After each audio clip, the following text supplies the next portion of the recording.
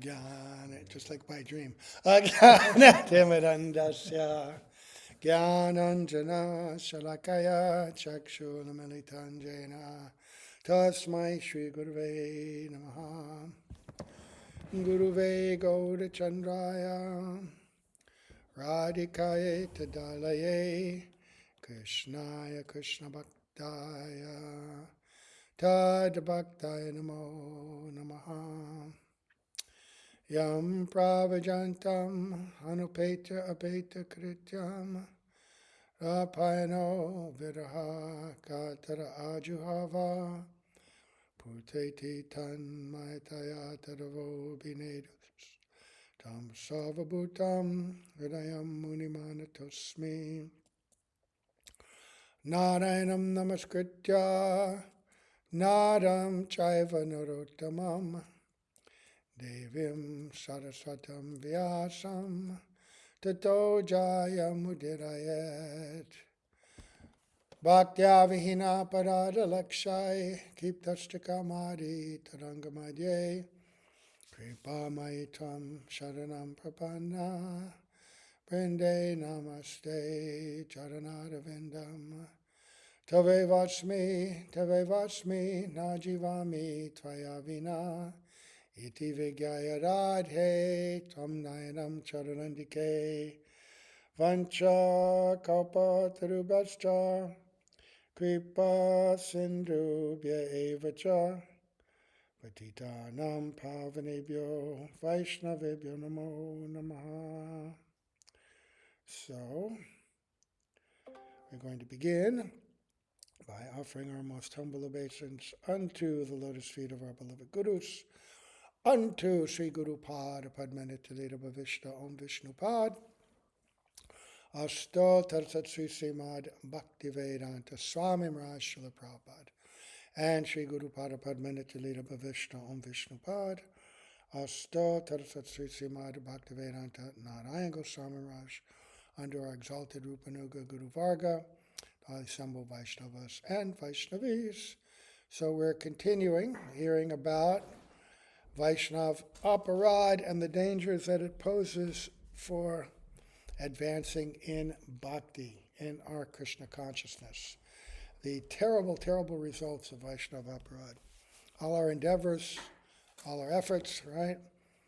All our accumulated bhakti sukriti can be finished by that terrible aparadha.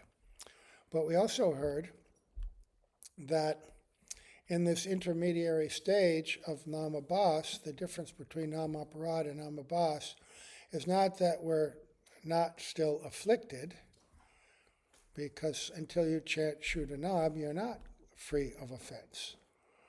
But what is that namabhas that is not aparad? Because namaparad is also a kind of namabhas. And that is when the offenses are there, but they're due to ignorance and inattentiveness, in other words, weakness, right? Not maliciousness, but weakness. And if we go back to that verse, Tarnat api suni chena tarod api suhishlana amanina manadena kirtaniya sadahari, it's necessary to cultivate that inner humility. And amanina manadena means not just not looking for respect and offering respects to others. It means to actually serve others. Offering respect means to serve Vaishnavas. The only way that we can actually genuinely cultivate humility is by positive service. Otherwise, just by simple neutrality, there's no genuine respect being offered. So we heard about associating with pure devotees and hearing from them, that's Vaishnav Seva, but also serving those who are serving the great devotees. I mean, that automatically reinforces the idea of humility, right? Because we're all struggling with Purush Bhav, the idea that we're the enjoyer and that we are the controllers. And so even in our service, we become impatient, we become angry, dissatisfied, and that all comes from Purush Bhav. It's okay to have ambition, initiative, use your intelligence. That's all God's gift. He wants to see our enthusiasm for seva. But the ultimate result is up to Krishna.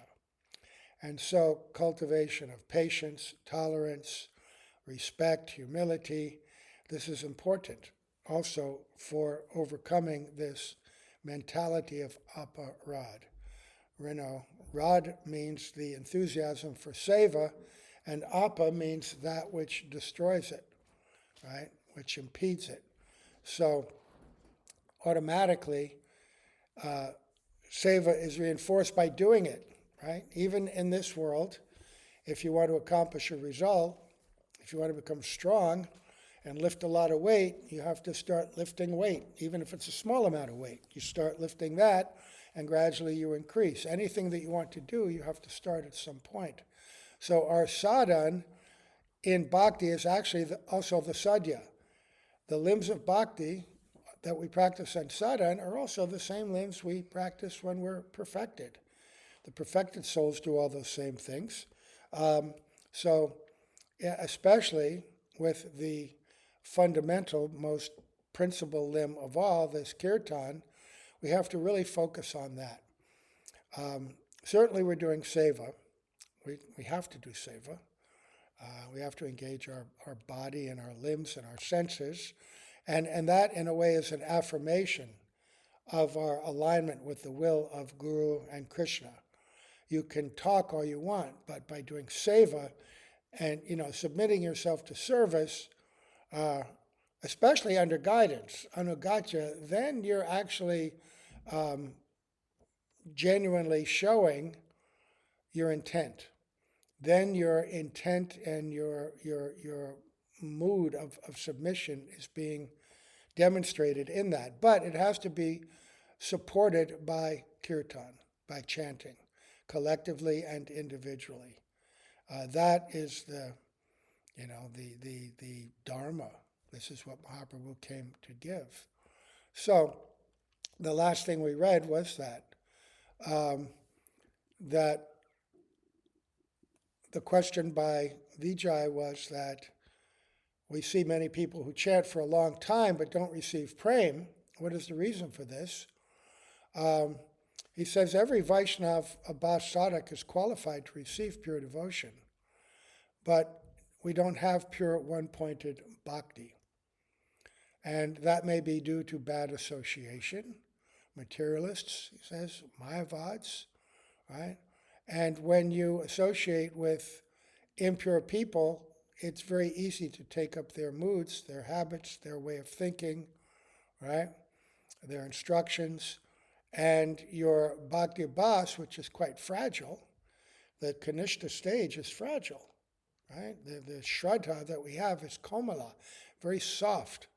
It's only when you come into madhyam that your faith becomes firm, dridha, right?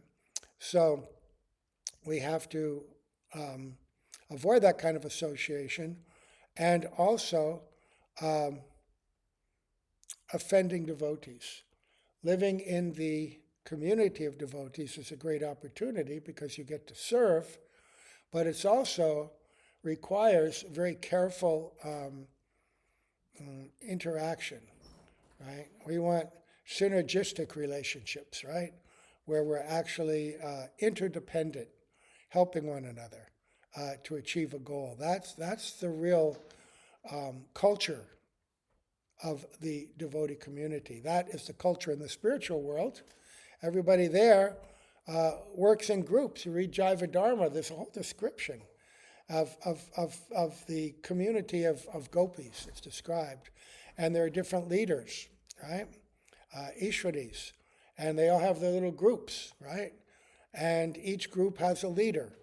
And there's original leaders, the associates of Radhika, and then they subdivide into other groups, which subdivide into other groups, but everybody's serving in groups under guidance. And everyone's very happy to do that. When there's love, there's no difficulty in associating and serving together.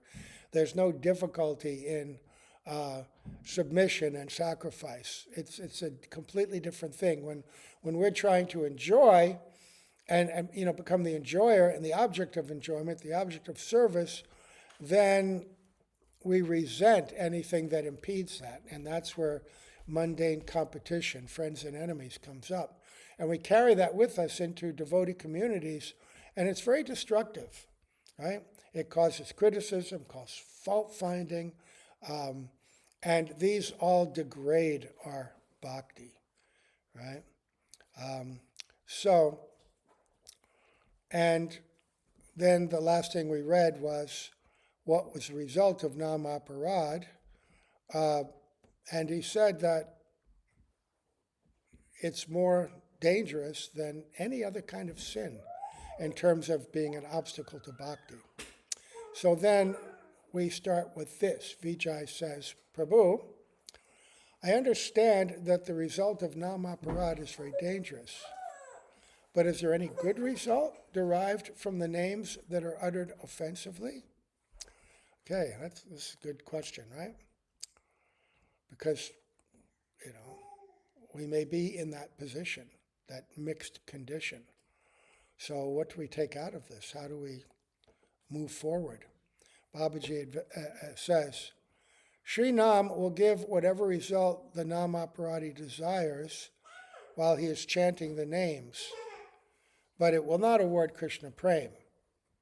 At the same time, the offender has to suffer the result of his offenses against Sri Nam. One who commits offenses to Sri Nam and who takes the name with a wicked mentality will receive the following results. Right? So that wicked mentality means to take it for the wrong purpose. Right? That's wicked. Right? That's our morality. We don't judge things on the basis of mundane morality, mundane piety. We judge everything on the basis of what is favorable for bhakti versus what's unfavorable, right? But still, here's the way out. So if you're chanting inappropriately, in the beginning, the Nam Aparadhi takes Sri Nam with a wicked mentality. But after some time, he occasionally chants Nam free from wickedness. This chanting of the name without a crooked mentality causes him to accumulate sukriti. Slowly, as that sukriti increases, its influence enables him to receive the association of saintly people who are chanting Shuddhanam. The influence of satsanga induces the Nam Aparadhi to chant Sri Nam constantly, which frees him from Nam Aparadha. Even people who had a great desire for liberation have gradually become Hari Bhaktas by taking shelter of this process. So there's two things there. One is the person who's not really acquainted with bhakti, who's just chanting offensively. But even them, the holy name is so merciful that even when we're chanting, our mind wanders here and there, right? But it can't always wander. Sometimes when we're chanting, we're distracted by other kinds of thoughts, but sometimes we're just chanting with no thought, no material desire, no nothing. We're just chanting. It may be mechanical, but it's not really offensive. It may be just kind of unaware or inattentive. So that is namabhas, right? Because there's no maliciousness there. And it's just inattentive weakness. And so even for the materialist who comes into contact with the holy name and who doesn't understand, he may chant here and there, but gradually over a period of time, that power of that name allows them to get association with a pure devotee. And it happens in the most extraordinary ways. Pure devotee may be at an airport, walking through, and everybody in the airport, oh, who's that? Because got a crowd with him. who's that um, otherworldly person floating through the airport, right? One of the most amazing stories I've ever heard is, and there are lots of these kinds of stories, but this one is just phenomenal. Um, Srila Prabhupada was on an airplane with this servant, and it was time for his lunch, and they always packed a lunch. So they brought it out, and it was probably some kind of puffies, and some, which is like puffed rice and maybe some fruit or a chidwa or something, and he was taking that, right? Simple. And the flight attendant, the lady, we used to call them stewardesses, came by. She was a very friendly lady, and she was chatting. She was charmed by Srila Prabhupada and was chatting with him. And she saw him eating, and she said, "Oh, what's that?" She says, "That looks really good." And she took something off his plate, just took it and ate it. Uh, Ordinarily, that would be considered kind of a violation of etiquette, right? But Srila Prabhupada was, very happy. I mean, she'd taken Maha Prasad, and she had appreciated it and appreciated Srila Prabhupada. Okay, so that's the end of the story, right? Years and years later, devotees are in, I believe this is Brazil, anyway, somewhere in South America. And a devotee's going to some remote village distributing books, and he knocks on a door. And a lady opens up the door, and she's got tilak on. And she sees the devotee, she invites him in. And in her little house, it's full of devotional decorations, right? And she's got books, whole sets of books and everything. And I think she was wearing tilak. I can't remember the complete story. But she's so happy to see the devotee, and she receives him and, buys some more books, gives donation. And then he says, "Oh, how is this possible that, how you're living in the middle of nowhere? There's no devotees here. How did you become a devotee?" And she says, "Oh, I used to be an airline stewardess." And and she tells the story of meeting Srila Prabhupada and taking his remnants. And then, then she just found out she could get books and this and that. And all of this sukriti that had been developed over so long matured. And the natural devotional inclination erupted in her heart, you ever see pictures of the desert? It's all dry for like decades, and then all of a sudden there's a big storm and a flood, and it's covered with a lake, some area for some time. And then all these things sprout up, flowers and all kinds of things sprout up, and birds come and everything. Bhakti's like that. Bhakti is like a seed in the heart. We accumulate the sukriti, the spiritual merit, piece by piece, little seed by seed, develops over so many lifetimes. And then at some point, association with the pure devotees, like that flood, right? Bhaktivinoda Thakur says the flood of love of God, flood of prema, released by Nityananda Prabhu, and it floods the land. So it's released in the heart. And see, aparadha is actually the obstacle that we all have. And he's saying that too much aparadha separates you for some time from bhakti. So people may go many lifetimes without manifesting any inclination towards bhakti, and spend an entire life now. And then all of a sudden it shows up, right? Because the time for it, the aparadha is diminished by time and reaction, and association or something stimulates that again.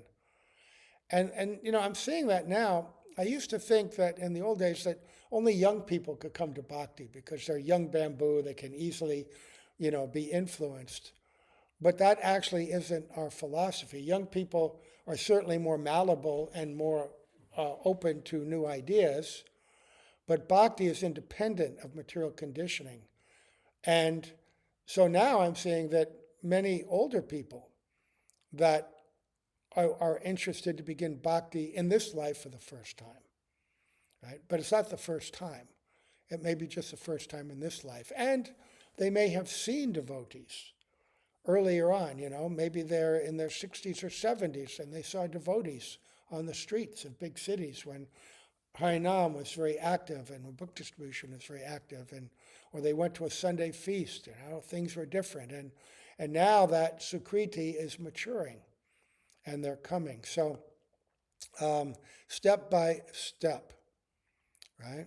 So he says that it will build up, and especially if you keep chanting, he says the natural inclination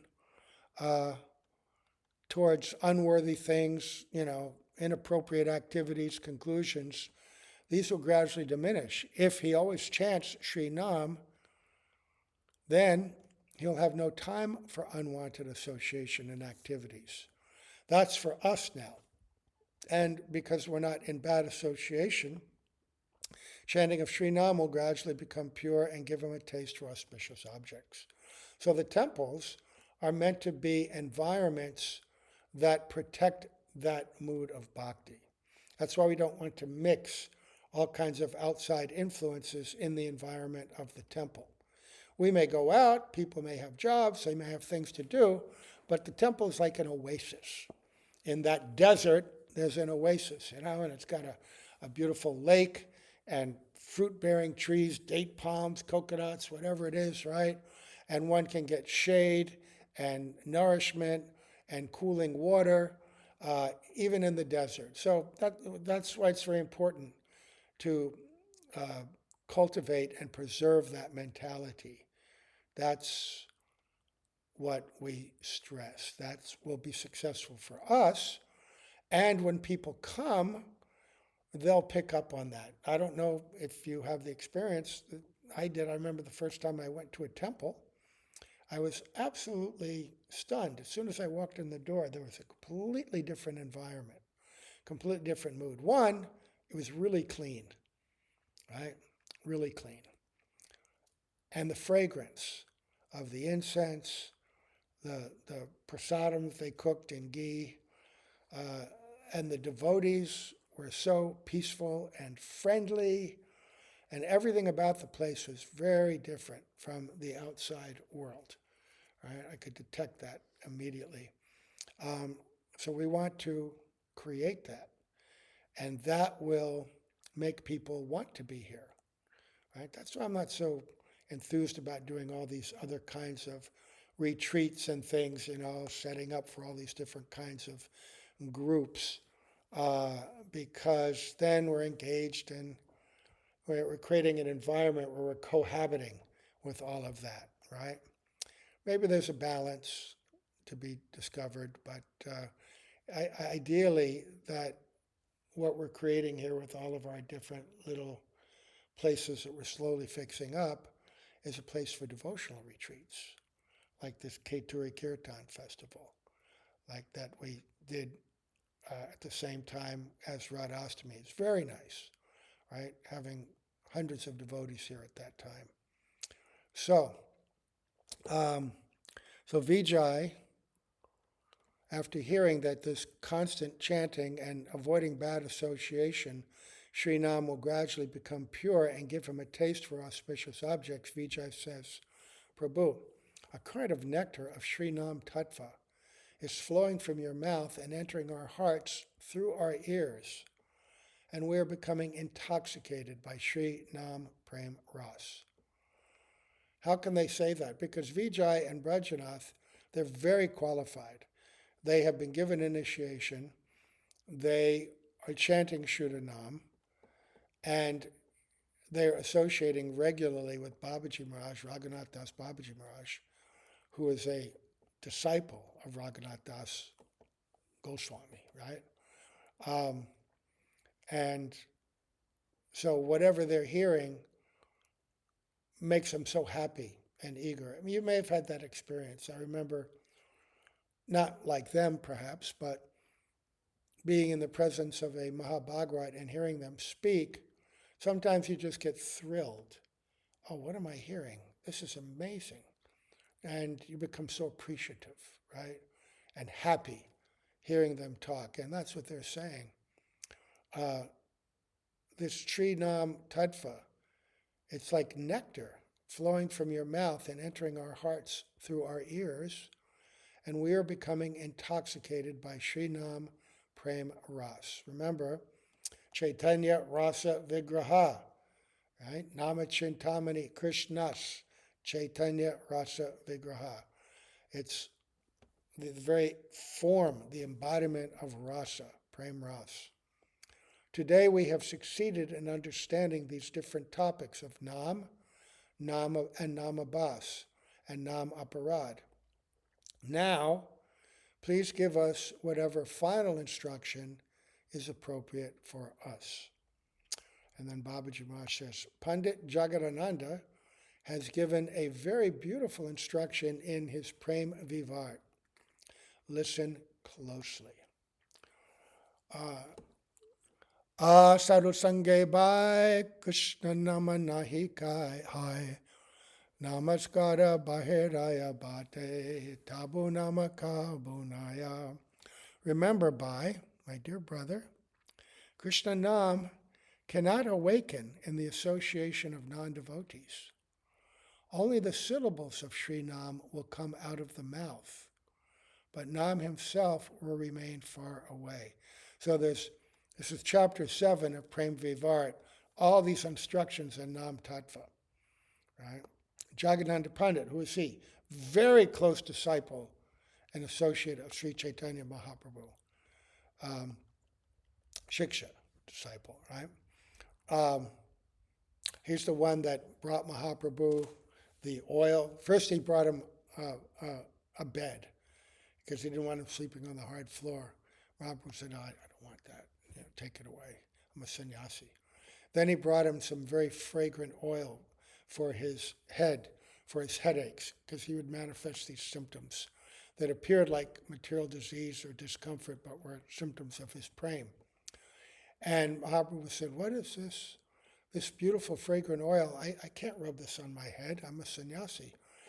Please give this to the temple of Jagannath for Lord Jagannath, and they can use it in his lamps. And Jagadananda was so upset that Mahaprabhu would not accept his service that he smashed the pot on the floor and ran away and locked himself in his little hut and wouldn't come out, just fasting and crying for 3 days, right? Because, why was he upset? Because he wanted to offer service and it wasn't accepted. It's a transformation of prema. It's a pastime. And Mahaprabhu finally, after 3 days, asked his servant, Govinda, where's Jagadananda? He's always here. He's not around. And he said, oh, he's, and then he described, he's in Man. He's in his hut. He hasn't come out. So Mahaprabhu personally went there. And he knocked on the door. He said, Jagadananda. Because Jagadananda would cook for him also. He said, I've not eaten for 3 days. I'm so hungry. Please cook for me. I'm going to take bath, and when I come back, we'll take prasad together. So Jagadananda, hearing that, immediately arranged and very quickly cooked a delicious meal with rice, shak, etc. Mahaprabhu came back and said, sit down, we'll take together. He said, no, you take, I'll take later. And he served him lovingly. And then Jagadananda had this tendency to get a little angry and be in man. He has the characteristics it's described of Satyabhama, one of the queens of Krishna, who is an expansion of Radhika, who will show that kind of man, that leftist mood. Right? He wasn't Satyabhama, but he had the moods like her. He's actually a gopi servant. And so a little while later, he was still a little miffed, and he said, I want to go to Vrindavan. Right? And Mahaprabhu said, okay, you can go to Vrindavan, but don't go for too long. Right? It won't be good for you. And when you go, don't associate with the locals. You won't understand their activities or their moods. They're Brajbasis, but you won't understand and you'll criticize them because your nature is a little like that. Right? Only associate with Rupa and Sanatan. Be under their guidance and don't stay too long because then you might commit offense to the Dham. Just stay the appropriate time and in the appropriate association. So Jagadananda received very high instruction for our benefit, right? So, at any rate, great devotee, and this Prema Vivarta is a famous, famous book, and this is his commentary on Nam. So, don't associate with non-devotees. Only the syllables of Sri Nam will come out of the mouth. Nam himself will be far away.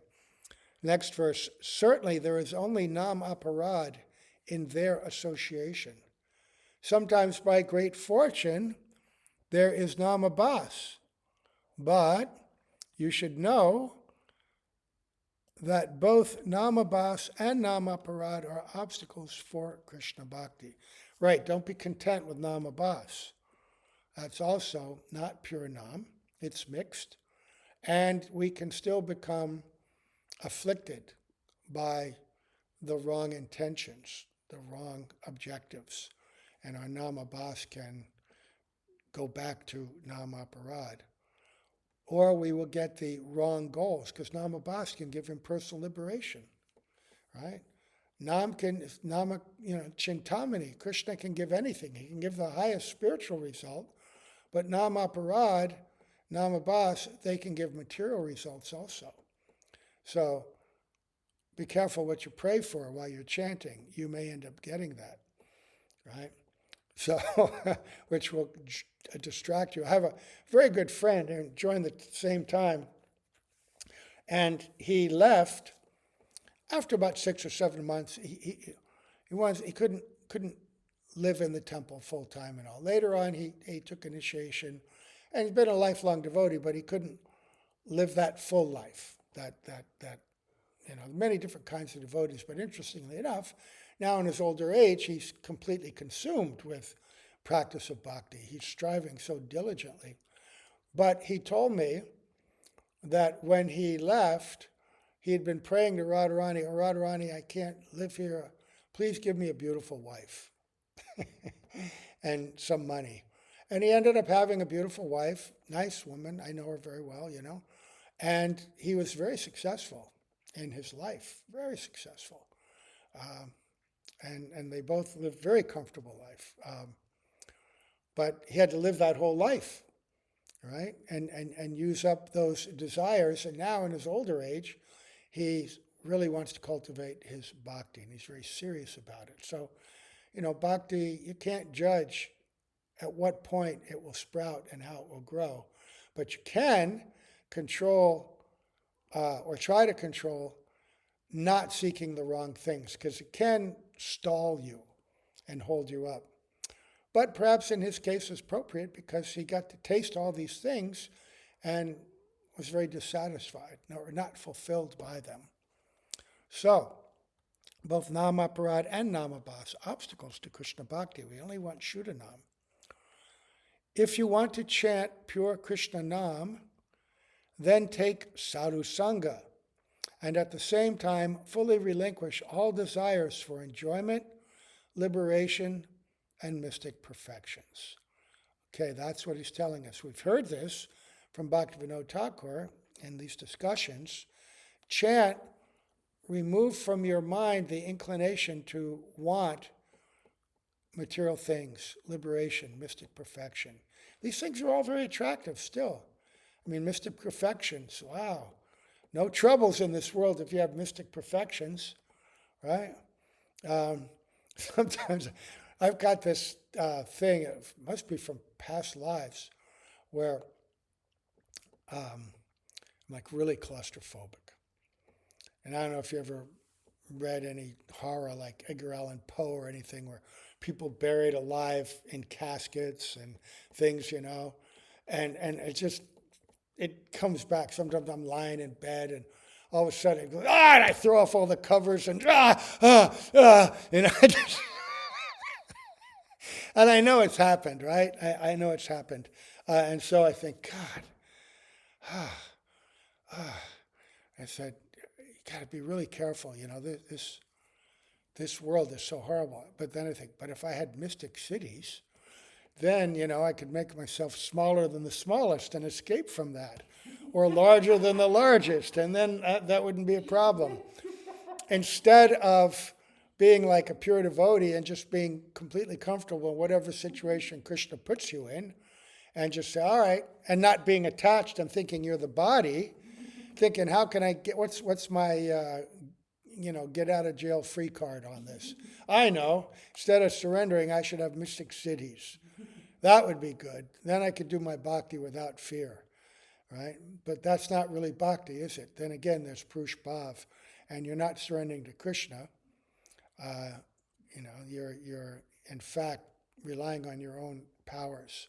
So mystic cities, that's a very dangerous desire. But I could get all this wealth and money and use it to build temples or, whatever, you try to justify it. What to speak of ordinary enjoyment. Remain free from the 10 offenses to Sri Nam and from false pride, contempt for others, and so forth. Accept sense objects only as far as necessary and in a spirit of detachment, and incessantly take Krishna Nam. Right. So that's everything that we had covered earlier about free from false pride and contempt for others. How do we do that? By this service, by adopting, this seva vritti, this mood of service to Sri Guru, to Sri Guru's mission, and to Sri Guru's associates. And when I say Sri Guru, I mean all the representatives of Mahaprabhu, all the Vaishnavas we should be very happy to serve, right? And live simply, Atyahara prayasascha, right? Don't accumulate too much, right? Then accept all that is favorable for Krishna Bhakti as your very life, and wholly forsake all that may hinder your practice of Krishna Bhakti. Krishna Bhaktir Anukula Sabekaraha Svikara, Krishna Bhaktir Pratikula Sabakare Parihara. Right? Accepting Anukul, things that are favorable, and giving up, the Pratikula, the unfavorable things. You have to be always on the watch for that. Right? That's very difficult. And if you are accepting things that are unfavorable, look into your heart, like we're reading that verse from the 11th canto that's in Jaiva Dharma, that even in the midst, Jato Shraddha, I'm going to find that. Why do I always not know where that verse is? It's in the 6th chapter, and very important and very encouraging for us who are in the lower stages and are struggling with these material desires. What do we do when we feel captivated by them or distracted or even in the midst of them? Right? So that verse in 11th canto describes that Krishna says to Uddhava that if my devotee, who in the midst of that unfortunate condition, if he recognizes that, and with remorse prays to me, and then there's a sequence of verses, I will come into their heart. I will purify that person. Right? So in this kind of intermediate stage, again, it goes back to the appropriate mentality, right? Not malicious, not duplicitous, not trying to cover or hide the fact of our fallen condition and to present ourselves into something that we're not, right? But to recognize that, that's where the idea of humility comes in, and submissiveness and dependence on pure devotees, right? I can't find it, but we spoke the other day. So then abandon all endeavors for karma, gyan, and yoga, and remain aloof from attachment to the external symptoms of renunciation. Marka to vairagya. In other words, natural renunciation is appropriate, But what is natural renunciation? Nirbandha Krishna Sambandhe Yukta Vairagya Uchate. To employ everything in the service of Krishna, then automatically that's renunciation. Whether one is a king or a pauper, if they're both employing whatever is at hand in Krishna's service, they're not enjoying it, right? A king can be renounced, and a beggar with almost nothing can be attached if that beggar is not engaging it in Krishna seva, right? So, but just the external signs of renunciation, you end up being like that one, what is it? Drinking water underwater while taking a bath on a fast day. There's a story about that. You ever hear that one? Drinking water underwater while taking bath on a fast day. Srila Prabhupada used to quote that. And sometimes people want to show themselves as great devotees by big sense control, following vrats, eating very little, sleeping very little. But the mood of humility and the understanding that I want to engage all of my energies in bhakti don't necessarily enter into that. They're doing it for the wrong motive. That I will control my senses and thus I will get bhakti, right?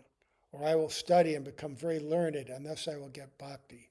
Or I will chant so many rounds and thus I will get pure bhakti. No. Bhakti doesn't come from your efforts. It comes by the grace of Bhakti Devi herself and her representatives. And if our efforts are aligned with the instruction and order and mood of Guru, then they produce results. But independent renunciation says that won't work, right? In fact, renunciation and knowledge come automatically from bhakti. Vasudeve Bhagavati Bhakti Yoga Prayojita Gyanatirashu Vairagyam Jnana Chayad Aitukam. Second chapter of first canto of Bhagavatam. That by the practice of bhakti to Vasudeva, automatically transcendental knowledge and real renunciation come into the heart. So there was this one yogi brahmana who was very puffed up, showing himself to be very sense-controlled and very renounced, right, outwardly. And on Ekadashis, I'm very strict, I won't drink any water even, not a drop. And so he's taking his midday bath, making a big show of it, right? And he dunks himself under, comes up again, dunks himself under, comes up again, dunks himself under, and he comes up again, and he's going, and they go, oh, what's gone? He's got a fish caught in his throat. Because when he's outside, he wasn't drinking any water, but when he was taking his bath, under the water, no one could see him, he was drinking water, right? And he got a fish caught in his throat when he was drinking the water. And so he was exposed. And he said, don't be that kind of renunciate, Just do what's favorable for your bhakti at any time. I know that Srila Vaman Raj and the Gaudiya Vedanta Samiti, they had many sincere devotees who were trying to, on Ekadashi, they would do Nirjal. But Nirjal, especially at some times of the year in India, very difficult, very hot. And they would be so tired and they would just sleep all day, right? And so he said, no, you can't do Nirjal because if you just sleep, you've missed the purpose of Ekadashi. The purpose of Ekadashi is to increase your service, not to decrease. So you're not eating, but you're sleeping, right? So he wouldn't let them fast like that. And our Srila Prabhupada, he said, on Ekadashi, he wanted really nice prasadam served out so that devotees were enthused to still do their seva, especially strenuous seva like book distribution, and also they didn't feel pinched and distracted by not having, because, we're really attached to grains. In previous ages, the life airs were, could be contained in the bone marrow, right? And then in the blood, life airs, and then in the blood, right? And then in the muscles. But in Kali Yuga, the pran comes in grains. We need grains to sustain ourselves, to sustain and nourish the life airs. We can't take it from the sun or the air or from liquids, we need grains. So it's very hard to be a non-grain person. Most people can't sustain and be very healthy that way. Some people try to do it, but not very good at it. Old Bala used to do it, gave it up. Used to be a salad guy. Wasn't, and it didn't inspire him. I know a lot of people that used to be salad guys. Not bad. I mean, you can do it if you do it for some time. That you can get really healthy by that, no doubt. But can you sustain heavy effort? Some people may have that qualification, but mostly not. So, at all times, have this full faith. Krishna will certainly maintain and protect me. See, he's going down the list of the symptoms of surrender. This is Gopradve Varanam. Krishna will certainly maintain and protect me. Adopt the qualities of Sharanagati, headed by Dainya, right? Humility, and Atmanivedana, full surrender of oneself at Krishna's lotus feet. For practicing these 6 types of loving self-surrender destroys the web of Maya. Right. Krishna will protect me, Krishna will maintain me, always be humble, full surrender. This is Sharanagati. Sharanagati is the gateway to bhakti. It opens up the door to bhakti. It is very rare that the jiva can receive sadhu sangha. Knowing this, Bhagavan Sri Krishna himself has descended in the form of a sadhu and bhakta in Nadia. Right, along with all of his instructions and directions, the Lord himself personally came and gave us all of this instruction. Remember, everything we're hearing here, it comes directly from Mahaprabhu. Through Sup Damodar, Roy Ramananda, then Rupa, Sanatan, Raghunath Das, Krishna's Kaviraj, all down the line. Therefore, O intelligent people, take shelter of Sri Gaura's feet. Who is a greater sadhu or guru than him? He is Krishna himself. My renounced brother, if you sometimes meet with others, do not hear or discuss mundane topics. Oh, we're so inclined towards that. Such a taste, right? You're falling asleep, but someone comes in and you hear some gossip. Who? And immediately attuned to that, hearing some story, salacious story about somebody or other. Oh, did you hear what they did? Oh, no. What did they do? Oh. And your righteous indignation comes out, right? Oh, this is not good. We love that. Gramya Kata. Don't do it. Oh, do not talk with women even in dreams. This means, mundane conversation between men and women, under the guise of seva even, but really you're just enjoying the ras. Because in this world, the senses of men and women are aligned to be attracted to each other, physically and emotionally, like the negative and the positive attract. When you have 2 magnets, the polar, one is positive, one's negative. Do you ever have those little dog magnets, those little terriers? And if you put them together head to head, they repel. No, wait, one way or the other, they repel. And if you line them up the right way, they attract, right? So men and women are sort of attracted to each other automatically. Can't help it. So he's speaking to renunciates now. Remember how you have left your wife at home and have come to the forest to engage wholeheartedly in bhajan. This is one at the renounced stage, either advanced vanaprastha or sannyas. If you desire to repose your love as Sri Gaurachandra's lotus feet, at Sri Gaurachandra's lotus feet, always keep in mind Sriman Mahaprabhu's stern dealings with Chota Haridas in this connection. Right, Chota Haridas is a young sannyasi, and he had been ordered to get some rice at the house of Shiki Mahiti, and Shiki Mahiti's sister was at the door, and she was a very old lady. And he asked her for the rice, and Mahaprabhu heard about it. Now, sometimes the story said that even speaking with the older lady, it was inappropriate. but people do beg at the doors, and ladies answer the door. But also there's indication that there was a young, attractive maidservant in the house as well.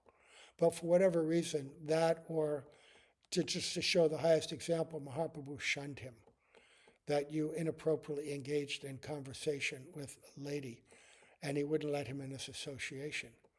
And after many, many months of this, Chota Haridas gave up his body by drowning himself in the Ganga. And then he took a spiritual body, and he would come and sing to Mahaprabhu. He didn't give up his association. And Mahaprabhu was very pleased by that. Not that we should do that ourselves. This was a very extraordinary leela to teach something for the highest example of renunciation. So, do not eat opulent food or wear fine clothes, but always render seva to Sri Radha Krishna within your heart of hearts. Right. Don't wear fine clothes, don't eat opulent food. Well, we eat opulent prasad, but don't keep it simple, and occasionally on big festival days, you make very nice, but it's for Krishna, right? You make these for Krishna. Don't make it with the intention of enjoying yourself. Try to rid your mind of that mentality. At all times, both day and night, fill your mouth with Harinam in the same way as Bada Haridas. And in your heart perform seva of Radha Krishna in the kunjas of Vrindavan during the 8 periods of the day and night. Here he's talking about Ashtakalya Leela Bhajan. This is an advanced stage of Bhav Bhakti, where you're internally meditating throughout the day on what Radha and Krishna are doing and meditating on those specific pastimes. Very high. And yet, we can also meditate on these pastimes and try to remember what they're doing at this day, but you're not really doing it. Because really doing it, you're actually internally seeing these pastimes in your heart on that stage of bhav. What we can do is recall what we have read about a pastime and try to remember what we've read and remember it in that context. But to sit and imagine that you're viewing the pastimes of Radha and Krishna, that's only a creation of the mind, and that can actually create the wrong effect. Because anything created by the mind, if you try to meditate on the intimate dealings of Radha and Krishna and the gopis, you'll create a material version of that, and your heart will become lusty. Right? So, look by. Guru Rai has given this instruction. It is of no consequence whether one is in the Grahastha ashram or the Vairagi ashram. Both should not allow a day, an hour, or even a moment to pass without taking Nam. That's the main thing. Chant Nam constantly. Hey Bhai, there's no need to practice many kinds of sadhana. Just by taking shelter of Krishna Nam, your life will become purified and full of meaning. Being merciful on the jivas who are bound within this age of coral, Sri Krishna has become Nam Rup. Then, feeling still more compassion, he has also become Gora and Sri Goradam Navadvip. Again, reinforcing the beauty, the importance of Nam. So with single-minded determination and a heart So a single-minded determination and in a heart free from deceit, just worship Sri Gaura Chandra. Although this means you will certainly attain the shelter of Sri Gaura Chandra's lotus feet. Nice try, kid. Can't distract me from my purpose. Perform Hare Krishna Nam Kirtan in the association of Gaura Bhaktas and continually dance and call out, Ha Gauranga, Ha Gauranga. Oh, by being thus engaged, before long you will receive the invaluable wealth of Nam Prem, the very jewel which Sri Chaitanya Mahaprabhu descended to Nadia to distribute.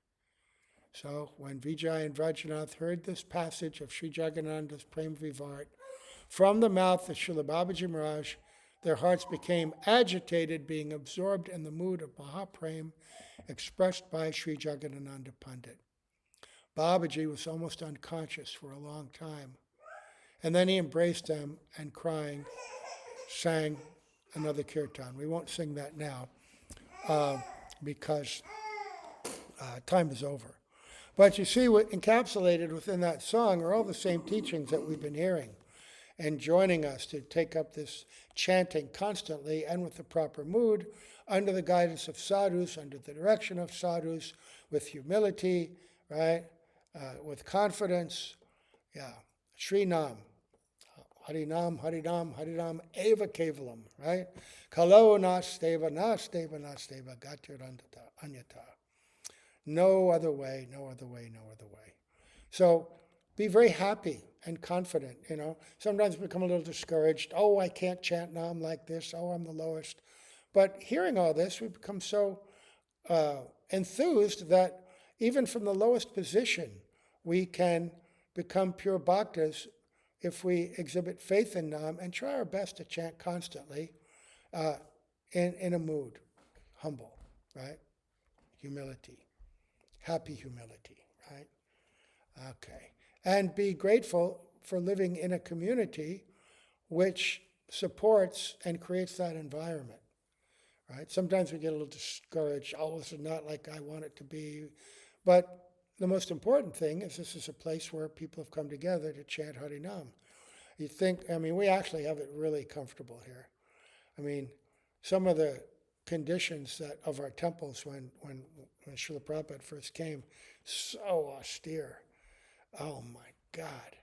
You know, but you know, the communities were so strong and their faith was so deep.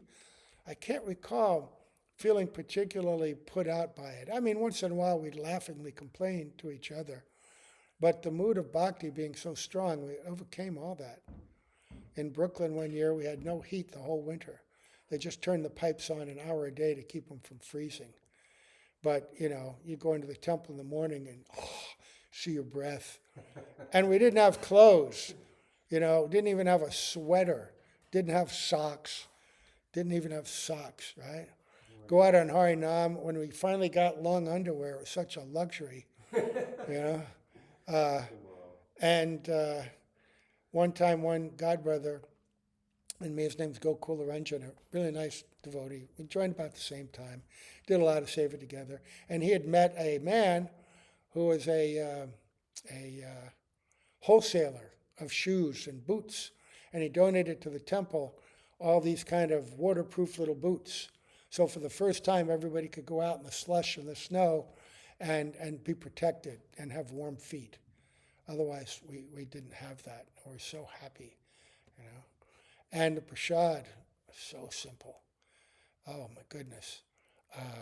No sugar, no nothing, all week long. Just the Sunday feast. That was always opulent. But nobody complained. Everyone's very happy to get their hot meals, you know.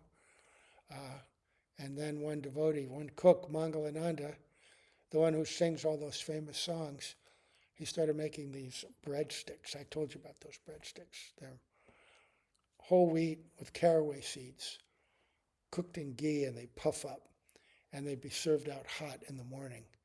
You wouldn't think that something so simple as that could be so amazing. Gurutama, he was here before. He said, yeah, I used to stash those, you know, because they were so good, and they were hot. And, yeah, I want to try and make them here. See if we can try it, because winter's coming.